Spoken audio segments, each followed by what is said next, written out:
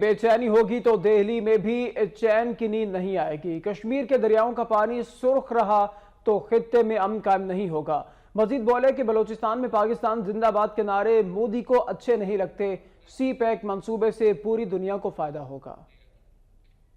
لاہور میں میڈیا سے گفتگو کرتے ہوئے پرویز رشید نے کہا کہ کشمیریوں کے غم و غصے کو ٹھنڈا کرنا بھارت کی ذمہ داری ہے، ورنہ برصغیر میں امن کا قیام ممکن نہیں ہوگا۔ سری نگر میں خون کا ایک قطرہ بھی بہتا ہے تو برصغیر میں بہنے والے دریاؤں کا پانی سرخ ہو جاتا ہے۔ اگر ہم نے برصغیر کے دریاؤں کا پانی صاف ستھرا رکھنا ہے تو سری نگر میں بہنے والے خون کو روکنا دہلی کی ذمہ داری ہے، اور اسلام آباد اس ذمہ داری کو پورا کرنے کے لیے ہمیشہ اپنا تعاون پیش کرتا ہے۔ پرویز رشید نے کہا کہ عمران خان کو اپنی پارٹی خود تباہ کرنے کا ہنر آتا ہے۔ 30 ستمبر کو میلہ ہوگا اور اکتوبر میں خالی ٹھیلا رہ جائے گا۔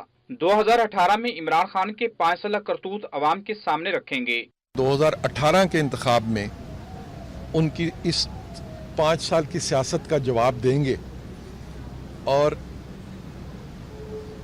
اپنی کارکردگی بھی لوگوں کو دکھائیں گے، خان صاحب کے 5 سال کے کرتوت بھی لوگوں کو یاد کرائیں گے، اور خان صاحب کو انشاءاللہ تعالی نواز شریف صاحب کو بھی جواب نہیں دینا پڑے گا۔